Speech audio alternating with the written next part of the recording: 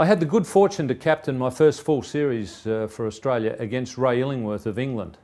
Ray Illingworth was a very good captain. He was a tough Yorkshireman. Yorkshiremen are noted for not giving much away. They don't buy drinks at the bar. They don't give you any free runs out on the field.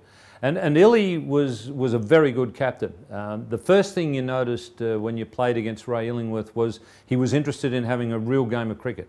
He was trying to win the game from the first ball, unlike some captains who try to get into a position where they can't lose and then try to win the game. Ray was trying to win the game from the first ball.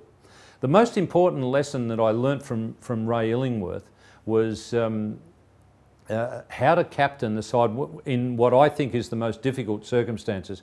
When the opposition's starting to get on top and you know that you've got to save some runs, but you don't want to totally hand over control to the batting side.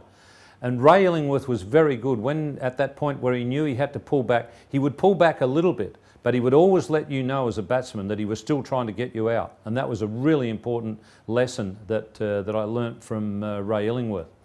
The other thing that I remember about Illy was, despite the fact that he was perceived as a dour Yorkshireman, he had quite a decent sense of humour.